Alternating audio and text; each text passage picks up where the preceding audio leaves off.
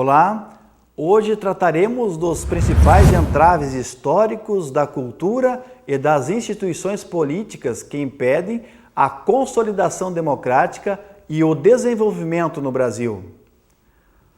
Para isso é preciso retroceder na história política e social do Brasil para avaliar, por exemplo, o caráter inusitado da emancipação política do país, o processo de independência e a proclamação da República.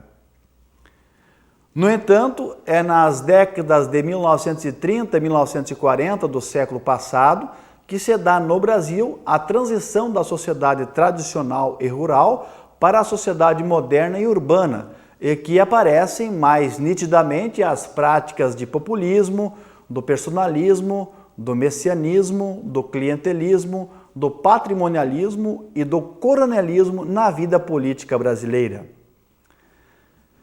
Essas categorias foram discutidas com profundidade pelos cientistas sociais da época e servem ainda hoje para a compreensão de tais práticas. Frente às mazelas políticas do Brasil, essas categorias são consideradas empecilhos para o melhoramento das instituições sociais e políticas do país. Um dos temas que trataremos hoje aborda a questão do insolidarismo e da cordialidade, seguindo a descrição de dois importantes teóricos das ciências sociais do Brasil, Oliveira Viana e Sérgio Buarque de Holanda. Francisco José de Oliveira Viana, jurista, professor, etnólogo, historiador e sociólogo, nasceu na localidade fluminense do Rio Seco de Saquarema, em 20 de junho de 1883 e faleceu em Niterói em 28 de março de 1951. Eleito em 27 de maio de 1937 para a cadeira número 8 da Academia Brasileira de Letras, sucedendo a Alberto de Oliveira. Foi recebido em 20 de julho de 1940 pelo acadêmico Afonso Tunay. Especializado em questões trabalhistas por força da função que exercia no Ministério do Trabalho, logo no início desse importante órgão da vida nacional, Oliveira Viana colaborou eficientemente na organização da legislação especial, cujo conjunto, embora incompleto, constituiu uma base respeitável para a atual legislação trabalhista. Foi, com vários outros estudiosos das questões sociais, organizador da lei relativa ao imposto sindical e da qual fixou normas para o quadro das atividades e profissões. Sérgio Buarque de Holanda nasceu em São Paulo a 11 de julho de 1902, filho de Cristóvão Buarque de Holanda e de Heloísa Buarque de Holanda. Estudou no Ginásio São Bento e na Escola Modelo Caetano de Campos, onde compôs a valsa Vitória Régia, publicada na revista Tico Tico 2 anos depois, e onde foi aluno de Afonso de Tunay. Sérgio Buarque de Holanda faleceu em São Paulo a 24 de abril de 1982. Entre suas obras mais famosas estão Raízes do Brasil, Cobra de Vidro, Caminhos e Fronteiras e Visão do Paraíso.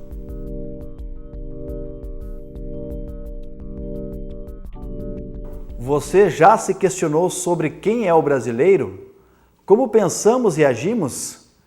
Quais as razões e causas para pensar e agir dessa forma?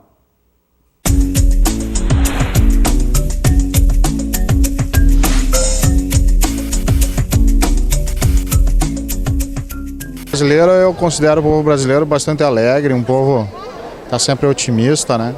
Mas o povo brasileiro, por essa tendência talvez lusitana que a gente tem, né? Ele é um povo bastante acomodado, né? Os políticos, eles se aproveitando de vários anos que talvez a questão até educacional do povo brasileiro, né? O povo se aproveita como é que eu poderia dizer, acaba não colocando maiores fontes de que o povo brasileiro poderia se desenvolver um pouco mais, ter um pouco mais de educação, né? Bom, em primeiro lugar, o problema do povo brasileiro é bem simples. Ele sabe dos direitos que ele tem, mas não usufrui. Eu definiria o povo brasileiro como extremamente criativo. E, na verdade, eu acho que essa criatividade que até hoje não foi bem explorada, que acaba descambando para malandragem, e por isso que o povo brasileiro não se desenvolveu tanto.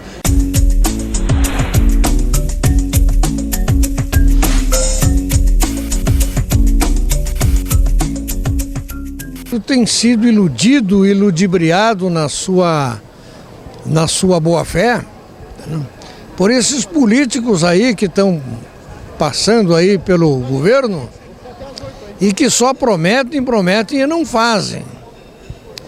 E quanto ao desenvolvimento, por si só o Brasil está atingindo uma fase desenvolvimentista razoável. Eu acho que está mais ou menos bem. Mas depende do governo. Depende do governo. Se houver a continuidade desse atual, eu acho muito difícil. Acho muito difícil, né? Agora, se mudar, for outra proposta, aí há condições de atingir um nível muito alto de desenvolvimento. Então, a partir do momento que o povo brasileiro, por si próprio, ele se conscientizar que ele está elegendo uma pessoa para ocupar um cargo tão importante e que da mesma forma que ela elegeu, ela pode chegar e cobrar, mas cobrar não é cobrar com violência, não é cobrar com desordem. Eu acho que tudo na vida, se for feito organizado, ele atinge seu objetivo. Tudo que é bem planejado, ele é bem executado. Então o que está faltando no Brasil hoje, o que é? É o próprio povo, não é o político. O político, você já sabe o que é. Vai ser aquela mesmice. É o próprio povo, ele se juntar através de uma única causa, comprar essa causa e fazer com que a coisa aconteça. A partir daí que nós, eu, tu que é jovem principalmente, e mais o pessoal que tem uma ascensão à cultura, eles vão ter condições de modificar esse cenário. E não é difícil, basta que o pessoal tome consciência. Como vimos, os adjetivos mais comumente respondidos pelos entrevistados direcionam para um aspecto bastante pejorativo em relação a nós mesmos. Acomodado, preguiçoso, corrupto, desconfiado, pouco associativo são algumas manifestações ouvidas. No entanto, quais seriam as razões de sermos assim? Não estaria suplantado em nossa própria formação histórica, no aspecto social, econômico, político e cultural, tais características?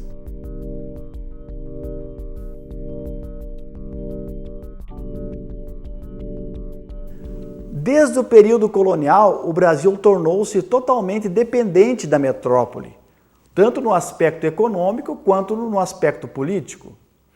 A relação de dependência com Portugal não permitiu formar uma identidade própria, nem edificar uma nação propriamente dita.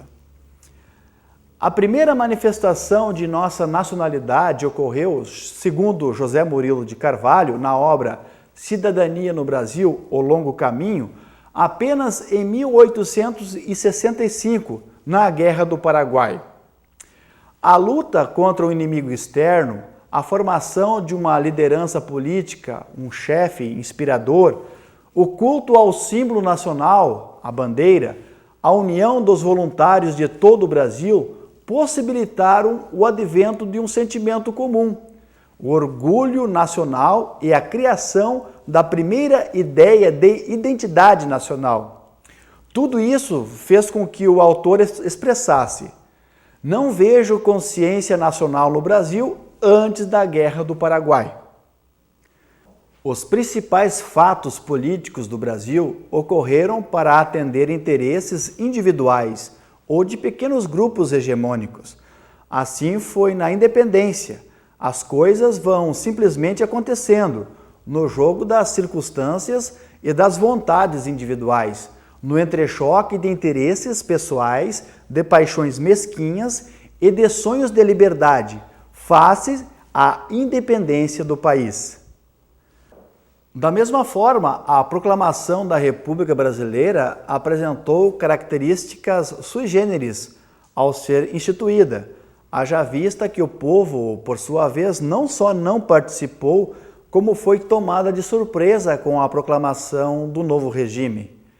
A frase do jurista e jornalista Aristides Lobo é bastante elucidativa. Ele afirma que o povo assistiu àquilo bestializado, atônito, surpreso, sem conhecer o que significava. Muitos acreditavam, sinceramente, estar vendo uma parada militar. Conduzida desta forma, a República frustrou igualmente boa parte da intelectualidade da época, como Alberto Torres, Francisco Campos, Oliveira Viana e Azevedo Amaral, que empreenderam esforços para o seu bom desempenho, mas acabaram desiludidos com a proclamação da República. O processo eleitoral, a participação política da população durante o período imperial e republicano foi insignificante. De 1822 até 1871, votavam apenas 13% da população livre. Em 1881, privou-se o analfabeto de votar. De 1881 até 1930, que é o fim da Primeira República, os votantes não passavam de 5,6% da população. Foram 50 anos de governo imperial e republicanos sem a participação do povo. Outro aspecto da vida política brasileira de outrora, mas também ainda presente nos nossos dias, diz respeito ao populismo, ao personalismo das nossas lideranças políticas. Segundo Roberto da Mata, em entrevista a Cordeiro e Couto, na obra Quatro Autores em Busca do Brasil, o populismo está vivo, não apenas no Brasil, assim como em toda a América Latina. As lideranças políticas carregam consigo, além do personalismo, uma boa dose do elemento messiânico, que tem suas longínquas raízes históricas no sebastianismo português. Vivemos ainda esperando que algum herói sagrado ou um salvador da pátria desça do Olimpo e resolva os problemas que estamos enfrentando. Dependemos sempre de um líder, já que somos incapazes de construir nossa grandeza. Quem sabe se um novo Dom Sebastião não pode fazer por nós. José Murilo de Carvalho, no livro Cidadania no Brasil, O Longo Caminho, insiste na herança lusitana, que achou o terreno fértil por estas paragens para crescer e proliferar. O exemplo mais evidente foi, e continua sendo, a promiscuidade entre o público e o privado. Assim, corrupção, clientelismo e patrimonialismo parecem ser perpetuar na terra Brasilis. A análise de Caio Prado Júnior evidencia, da mesma forma, alguns vícios da política brasileira, como o clientelismo e a dependência da metrópole. Caio Prado Júnior nasceu no ano de 1907 e faleceu em 1990. Em sua principal obra, Formação do Brasil Contemporâneo, tratou do povoamento do Brasil, do Tratado de Tordesilhas e do Tratado de Madrid. No norte, segundo o autor, prevaleceu a cultura do cacau e da Companhia de Jesus. Em São Paulo, o bandeirantismo tratou ainda da aliança entre Espanha e Portugal. No período colonial, cerca de 60% da população ainda vivia no litoral, mas aos poucos houve uma migração para o interior, o ciclo da mineração. Esta, porém, com a decadência desse modelo econômico, volta-se para o litoral novamente. A economia no período colonial era baseada na monocultura junto com o trabalho escravo. A colônia apenas devia fornecer matéria-prima à metrópole, deixando a maioria da população brasileira com os parcos excedentes. Já a organização social do Brasil era constituída de escravos, totalmente excluídos, e mulatos com possibilidade de ascender socialmente através da igreja. Caio Prado Júnior buscou explicitar, igualmente, a base material do Brasil, evidenciando os pecados capitais do país: latifúndio, monocultura, afã fiscal da metrópole, trabalho braçal, desqualificação e o escravismo. Na obra Evolução Política do Brasil, Prado Júnior tratou da colônia e do processo de ocupação da terra através das capitanias. Para ele, foi um ensaio do feudalismo que não deu certo. No Império, estimulou-se a agricultura e a pecuária, mas acabou prevalecendo o clientelismo político através da doação de sesmarias. O poder político concentrou-se nas mãos dos proprietários. A vinda da família real para o Brasil em 1808 não passou de uma manobra política, com a abertura dos portos, beneficiando os ingleses e os franceses. Alguns anos mais tarde, as condições se mostravam favoráveis para a independência do Brasil, o que veio a acontecer em 7 de setembro de 1822. Porém, a revelia do povo. José Murilo de Carvalho, no livro A Construção da Ordem, trata igualmente de outras questões, do processo de colonização, do Brasil imperial e da elite política. O autor apresenta, logo na introdução de sua obra, a diferença entre a evolução das colônias espanhola e a portuguesa aqui na América. Para Carvalho, a diferença básica é que os territórios espanhóis se fragmentaram politicamente, tornando-se estados independentes, ao passo que os portugueses concentraram-se.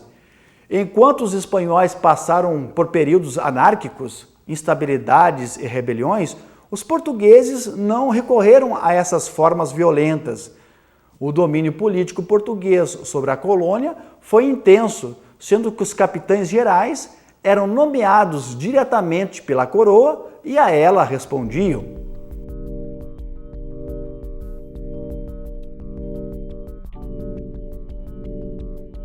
A elite brasileira da época era a portadora do conhecimento, enquanto o analfabetismo imperava nas classes mais pobres.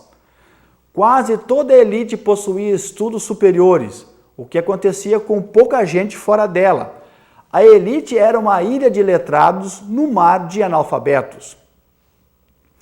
Imperava entre os letrados, principalmente, a formação jurídica feita em Portugal, primeiro em Coimbra e depois em Lisboa, enquanto Portugal proibiu o Brasil de abrir universidades em todo o seu território, a Espanha permitiu, desde o início, a criação de universidades em todas as suas colônias.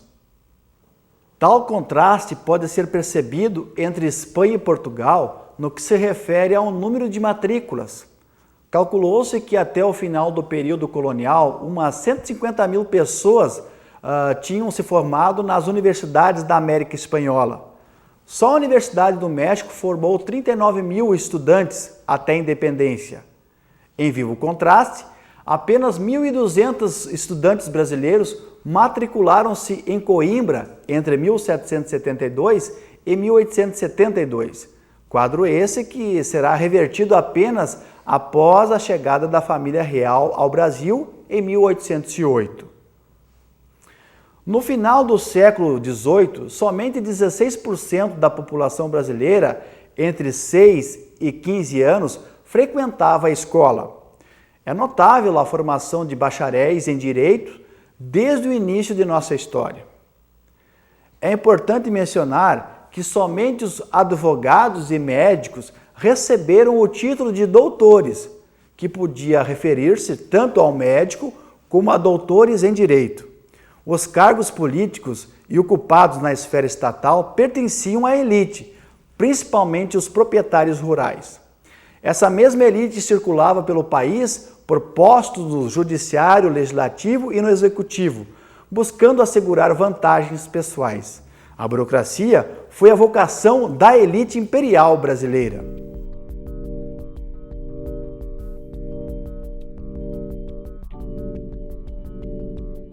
Sobre os partidos políticos imperiais, sua composição e ideologia, Carvalho apresenta dois partidos, o conservador e o liberal. O primeiro defendia os interesses da burguesia reacionária, proveniente dessa mesma classe, dos donos das terras e dos senhores de escravos, domínio agrário, enquanto o segundo defendia os interesses da burguesia progressista, representada pelos comerciantes, o domínio urbano. Carvalho afirmava que até 1837 não se pode falar em partido político no Brasil, existindo apenas a maçonaria. A questão do coronelismo, outra característica da política brasileira, foi tratada por Vitor Nunes Leal na obra Coronelismo em Chá de Voto, publicada em 1948. Na concepção de Leal, o coronelismo é visto como um sistema político, uma complexa rede de relações que vai desde o coronel até o presidente da República, envolvendo compromissos recíprocos. Leal tratou da relação entre o poder local e o poder nacional, na qual o coronelismo estava inserido.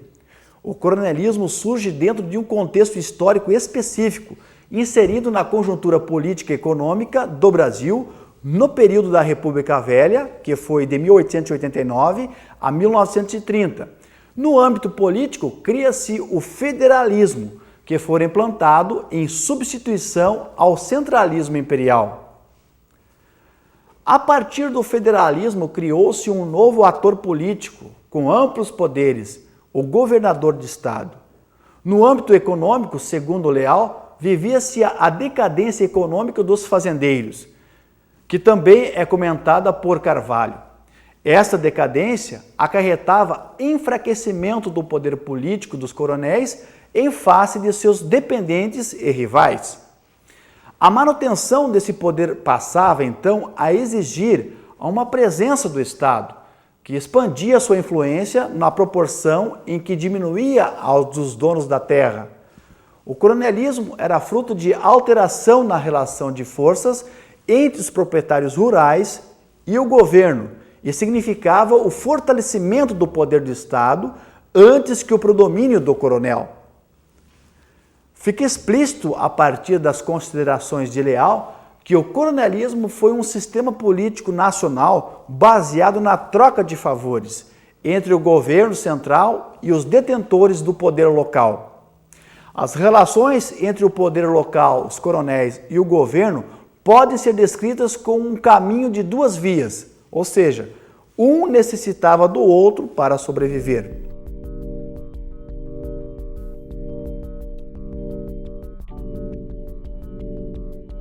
Oliveira Viana, em Instituições Políticas Brasileiras, tratou da questão do insolidarismo. Para o autor, o insolidarismo é o traço mais característico dos indivíduos e dos grupos na sociedade brasileira, a razão pela qual defendia o papel coativo e educador do Estado na formação do que ele chamava de um comportamento culturológico, capaz de sobrepor-se ao espírito insolidarista. Contudo, é na segunda parte dessa obra, intitulada Morfologia do Estado, que Viana discutirá o significado sociológico do anti-urbanismo colonial, gênese do espírito insolidarista. Para o autor, o espírito insolidarista tem sua origem nos primórdios da colonização. Dessa maneira, criou-se no Brasil o homo colonialis, tendo como características fortes traços de individualismo e desconfiança. Um amante da solidão, do deserto, rústico e anti-urbano. O bandeirante paulista é citado como um exemplo clássico. Os paulistas são de ânimos ferozes, porque a criação que quase todos eles têm lhes faz um hábito de ferocidade. São de gênio áspero e desconfiado, prontos a internar-se pelos matos. Na questão do trabalho, o homem brasileiro é comparado com outros homens do mundo. Caracterizou-se pelo particularismo e pelo individualismo. O trabalho agrícola em nosso país, ao contrário de que aconteceu no mundo europeu, sempre foi essencialmente particularista e individualista. Centrifugava o homem e impelia para o isolamento e para o sertão. Não houve a formação da solidariedade social, hábitos de cooperação e de colaboração, nem mesmo um espírito público, é claro, que os laços de solidariedade social, os hábitos de cooperação e colaboração dessas famílias na obra do bem público local não podiam formar-se. Com mais razão, não precisavam elas associar-se para a vida pública, para organizar-se, como as comunidades agrárias da Espanha, por exemplo. Os órgãos da administração da região, do município, da freguesia, do distrito. Em consequência, esse espírito público não podia encontrar-se leira, nem humus para germinar e florescer com tradição e cultura, diz Oliveira Viana. Segundo o autor, o que houve, na verdade, foi uma solidariedade social negativa. Ele afirma que, no ponto de vista culturalístico, o nosso povo é, por isso, sob o aspecto de solidariedade social, absolutamente negativo. Os pequenos traços de solidarismo local que nele encontramos são tenuíssimos, sem nenhuma significação geral, práticas de mutirão, rodeio e quase nada mais. Isso no que toca com as relações sociais privadas. Politicamente, isto é, no que toca com as relações de moradores com o poder público local, nada se registra também de assinalável. Ainda nas palavras do autor, em relação a outros povos latino-americanos, o brasileiro é essencialmente individualista, não necessita da ajuda comunitária e vive de forma isolada. O brasileiro é fundamentalmente individualista, mas mesmo muito mais do que em outros povos latino-americanos. Estes ainda tiveram no início uma certa educação comunitária de trabalho e de economia. É o que nos deixam ver as formas coletivas agrárias praticadas durante o seu período colonial e que ainda hoje, de certo modo, subsistem ali, como se observa nos ejidos domésticos ou nos ailos bolivianos. Nós, não. No Brasil, só o indivíduo vale, e o que é pior, vale sem precisar da sociedade, da comunidade. Estude-se a história da formação social e econômica e ver-se-á como tudo concorre para dispersar o homem, isolar o homem, desenvolver no homem o indivíduo. O homem socializado, o homem solidarista, o homem dependente do grupo ou colaborando com o grupo não teve aqui clima para surgir, nem temperatura para desenvolver-se. Mais adiante, Viana assinala pontualmente que os brasileiros, contrariamente aos ingleses, possuem um baixo interesse pela solidariedade e pelo interesse coletivo. Ele assinala em sua obra, nós, os brasileiros, povo sem espírito de colaboração e de equipe, observando essa extrema solidariedade, esta extrema harmonia, essa extrema compreensão do interesse coletivo e nacional, este maravilhoso espírito de colaboração e de ação em conjunto, em que cada cidadão inglês agia como se fosse peça de uma máquina única e enorme, funcionando com regularidade em pleno regime liberal, de livre e espontânea iniciativa. Nós, brasileiros, contemplando tudo isto, éramos levados a exclamar com orgulho, como se fôssemos nós o autor de toda essa maravilha. Isto, sim, é que é um povo. O que existe no Brasil é apenas uma solidariedade parental, isto é, desde que se mantenham os interesses fechados entre as famílias dominantes. Esta solidariedade interfamiliar e clânica é, assim, peculiar e exclusiva à classe senhorial. Ele afirma ainda que a solidariedade só existiu na vida pública, do clã feudal e do clã parental, não tendo acontecido na ordem social, religiosa e econômica, sendo apenas de ordem política. Essa solidarização, esse entendimento, essa associação, esse sincretismo que se processa entre eles era puramente político, porque tinha fins exclusivamente eleitorais. No âmbito do comportamento partidário, percebe-se igualmente a carência de motivação coletivas. Somente no extremo sul, entre os gaúchos, o espírito público aparecerá, para Viana, como um maior grau de evidência.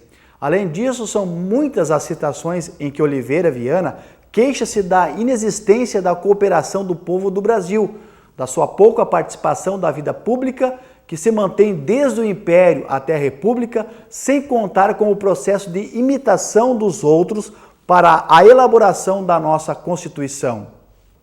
A falta de educação para a cooperação é outro problema elencado por Viana. O grande domínio brasileiro, a fazenda ou o engenho, ao contrário do grande domínio feudal europeu, nunca pôde constituir-se, justamente por isso numa escola de educação do povo massa para a cooperação, no sentido de realizar qualquer interesse coletivo da comunidade moradora nele. O labor escravo dispensou ou impediu essa articulação entre o senhor do domínio do povo massa livre nele residente. Para ele, o povo nunca participou, sequer transitoriamente, da administração do domínio. Essa administração sempre foi feita ditatorialmente, em estilo antidemocrático, pelo senhor de engenho. Desse modo, fica evidente a carência de motivações coletivas e de espírito público no Brasil. E a razão disso está em que não havia, quando instituímos o regime democrático no nosso país, nada que se houvesse constituído em tradição do interesse coletivo do município, da província ou da nação.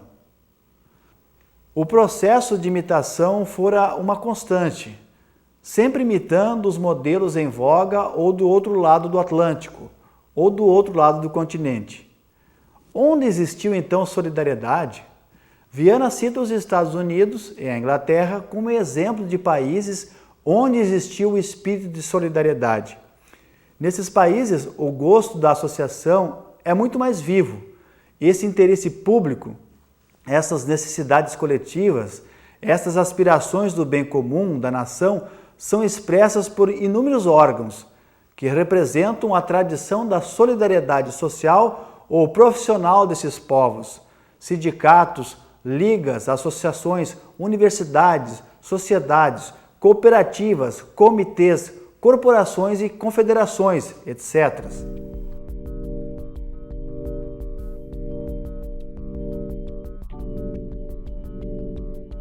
Sérgio Buarque de Holanda, em Raízes do Brasil, tratou igualmente das origens da sociedade brasileira, vendo nela a continuidade da herança das nações ibéricas, Espanha e Portugal, que priorizavam a responsabilidade individual e não coletiva. Tratou ainda da repulsa ao trabalho, o ócio importando mais do que o negócio. Holanda falou sobre o êxito da solidariedade que se dá no Brasil somente num plano sentimental. Tratou também do binômio trabalho e aventura. Mencionou a ausência do orgulho de raça entre os portugueses e da cooperação entre os agricultores. Sobre a questão do trabalho, Buarque de Holanda tem em mente a ética protestante de Max Weber, que o Brasil optou pelo ócio ao invés do negócio, e discute longamente a relação entre o público, o Estado, e o privado, a família patriarcal. O tema central de Raízes do Brasil é a análise do homem cordial, que se opõe ao ritualismo e à polidez. O homem cordial presta culto sem obrigação e rigor. É a predominância do sentimento, da contradição entre o racional e o afetivo. Para Maria Odila Leite Silva Dias, em Política e Sociedade, na obra de Sérgio Buarque de Holanda, a figura do homem cordial representou esse aspecto conciliador das elites, preocupados em atrair simpatias pessoais, em reforçar alianças de interesse particulares, familiares, oligárquicas. Através da metáfora da cordialidade, ele referia-se à preocupação das elites dirigentes brasileiras de manter uma aparente harmonia, assim como a sua capacitação de reagir com violência quando os conchavos pessoais não bastavam. Por aqui se estabeleceram as relações de compadrio e os laços afetivos e pessoais. Corresponde à atitude natural aos grupos humanos que, aceitando de bom grado uma disciplina da simpatia, da concórdia, repelem as do raciocínio abstrato ou que não tenham como fundamento para empregar a terminologia de Tânis, as comunidades de sangue. A promiscuidade entre o público e o privado prevaleceu por muito tempo na vida política brasileira. Ou melhor, sempre houve a usurpação do público pelo interesse privado. Sérgio Buarque de Holanda afirma que a entidade privada precede sempre a entidade pública. Assim, o resultado era predominarem em toda a vida social sentimentos próprios à comunidade doméstica, naturalmente particularista e antipolítica, uma invasão do público pelo privado, do Estado pela família. Esteves, no artigo Cordialidade e Familismo Moral, os dilemas da modernização, faz uma relação entre as obras Raízes do Brasil, de Sérgio Buarque de Holanda, e a base moral de uma sociedade inversa, de Edward Mansfield, demonstrando o grau de similaridade entre as sociedades brasileira e do sul da Itália. Para Esteves, a cordialidade e o familismo amoral têm apenas um significado, o atraso. Em Raízes do Brasil, Buarque de Holanda apresenta a possibilidade da convergência entre o ethos cordial e os postulados de uma ordem racionalizadora e formalista. Isso significa afirmar que a cultura ibérica deixou marcas profundas na sociedade brasileira desde a colonização, notadamente por sua extrema valorização da autonomia da personalidade.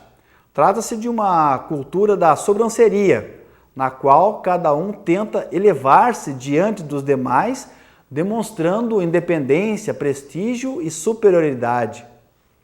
Sérgio Buarque de Holanda vê a sociedade brasileira como sendo incapaz de formar associações. Ele afirma que, numa cultura com tal característica, as condutas seriam sempre orientadas por um espírito de fidalguia, relacionado à percepção de uma dignidade e mérito próprios e singulares. Trata-se de uma sociedade hierarquizada, onde a recusa de qualquer valor igualitário obstaculariza relações horizontais de tipo associativo, ao mesmo tempo em que demanda um princípio unificador externo, representados pelos governos. Mais adiante, Holanda continua a descrever a sociedade brasileira marcada pela fidalguia, uma incapacidade de um autogoverno, exaltação da personalidade e extremada obediência. Com efeito, conforme percebe Sérgio Buarque de Holanda, numa sociedade marcada tão profundamente pela exaltação extrema da personalidade, o único princípio político capaz de ordenar a vida em sociedade é a obediência. Buarque de Holanda trata igualmente, em Raízes do Brasil, da diferença entre o aventureiro e o trabalhador. O trabalhador é, segundo o autor, aquele que age em um empreendimento usando um método racional, com vistas a uma compensação final. Já o aventureiro, ele age na conduta baseada, sobretudo, na adaptação às condições vigentes, de maneira a obter a recompensa imediata. Para Buarque de Holanda, o elemento orquestrador do Brasil foi a aventura.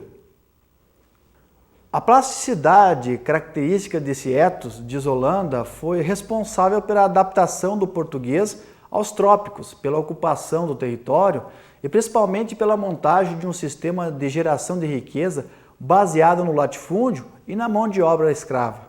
No Brasil, segundo Holanda, não houve propriamente o processo de colonização, e sim a feitorização. Afinal, colonizar remete à ideia de projeto, e essa não participa do horizonte português. Há muito tempo, os portugueses já haviam deixado de tratar diretamente com a terra. Sua atuação era comercial, era a transação do comércio com outros povos a sua maior vocação. Mas o que fazer então com o Brasil, esse gigante recém-descoberto? Portugal não teve alternativa senão o processo da agricultura para a acumulação de riquezas. O cenário rural agrário entra em cena. Os portugueses construíram um cenário basicamente rural de propriedades relativamente autárquicas, governadas de forma imperial por seus respectivos proprietários. A característica principal desse cenário é o domínio de famílias patriarcais tradicionais, os proprietários, baseados em laços afetivos e emocionais privados, estendidos à dimensão da vida pública. O Estado apenas seguiu essa lógica particularista e clientelista, impostas a partir do mundo rural. A cordialidade, segundo a descrição de Sérgio Buarque de Holanda, está intimamente ligada ao mundo rural e às relações patriarcais. A síntese da herança colonial e do domínio do patriarcado rural é denominada cordialidade. A cordialidade é um padrão de convívio humano que tem como modelo as relações privadas, características do meio rural e é patriarcal. É uma expressão legítima de um fundo emotivo extremamente rico e transbordante. Cordialidade, assim, é o oposto à civilidade. Na cordialidade, o indivíduo é exposto às vicissitudes de uma socialização na qual suas idiosincrasias são dissolvidas no interior das relações parciais e familiares de fundo emotivo, transformando-o numa espécie de parcela ou periferia da sociedade. Já a civilidade significa polidez. O homem cordial, ao contrário do que muitas vezes pensamos, não significa o homem afável e brando, senão que abrange também o ódio, sentimentos que procedem da esfera do íntimo, do familiar e do privado. O Estado é a grande entidade capaz de propiciar um grande interesse das pessoas que veem nele uma possibilidade de conseguir um emprego. O autor afirma: o funcionalismo é a profissão nobre e a vocação de todos. Tomem-se ao acaso 20 ou 30 brasileiros em qualquer lugar onde se reúna a nossa sociedade mais culta. Todos eles ou foram ou são ou hão de ser empregados públicos, senão eles, seus filhos. Nesta mesma obra, Buarque de Holanda trata ainda da polaridade entre igualdade versus hierarquia, trabalho versus aventura, racionalização versus afetividade e civilidade versus cordialidade. Mas qual é, afinal, a raiz de tal personalismo? Holanda entende que tais características advêm da tradição ibérica, excessivamente personalista e avessa à formalização, à abstração e à equidade, terminando por desenhar uma sociedade hierarquizada. Revela ainda um ethos aventureiro, cuja plasticidade orienta o indivíduo na direção do lucro fácil e, no mais das vezes, da predação. A simulação do modelo apresenta, enfim, um sistema político assentado sobre as bases patriarcais, que extrai sua legitimidade de relações pessoais, face-to-face, de mútua dependência e proteção. Por fim, Holanda trata da questão da democracia no país. Para o autor, a democracia no Brasil foi sempre um mal-entendido. Os ensaios de modernização e democratização do Brasil partiram sempre de cima para baixo, baseados na crença intelectualística dos pedagogos da prosperidade, de que a razão é por si e em si suficiente não apenas para ordenar politicamente a nação, mas também para dotar-lhe de novos hábitos, costumes e, sobretudo, de uma nova feição social.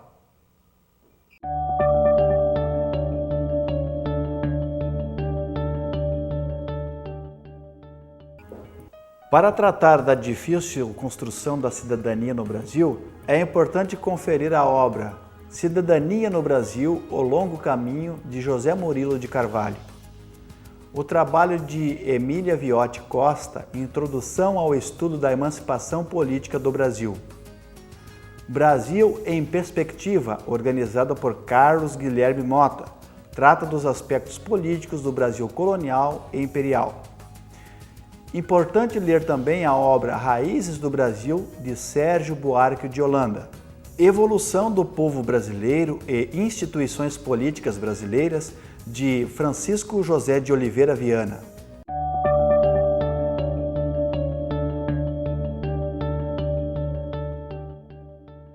Como vimos, foram vários os entraves históricos que ainda hoje persistem em nossa cultura e instituições políticas.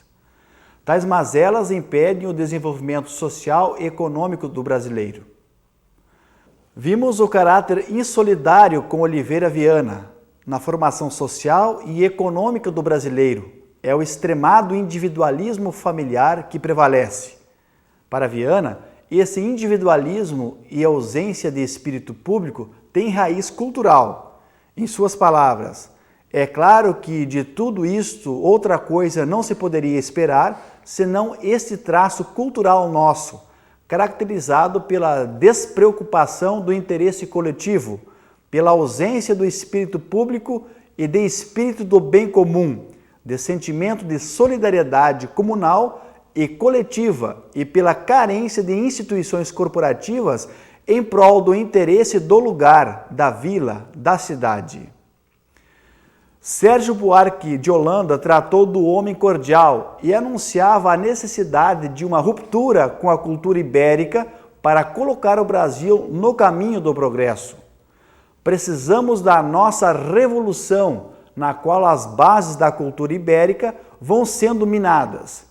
Trata-se da progressiva e pujante urbanização e do estabelecimento de novas relações de trabalhos no campo, desde a abolição da escravidão, o declínio da cultura açucareira e o advento das fazendas de café do oeste paulista. Buarque de Holanda entende que a sociedade brasileira perdeu o caráter orgânico e comunal. Assim, o que nela predomina é a ordenação impessoal mecânica. Ele afirma: o que distingue os povos ibéricos daqueles nos quais viria a se afirmar a chamada mentalidade capitalista é a capacidade que se diria congênita de fazer prevalecer qualquer forma de ordenação impessoal e mecânica sobre as relações de caráter orgânico e comunal, como são as que se fundam no parentesco, na vizinhança e na amizade. Sobre as relações horizontais, fala que, neste caso, as relações horizontais de solidariedade ou associações existem somente onde há vinculação de sentimentos mais do que relações de interesse, no recinto doméstico ou entre amigos, círculos forçosamente restritos, particularistas e antes inimigos que favorecedores das associações estabelecidas sobre um plano mais vastos, gremial ou nacional.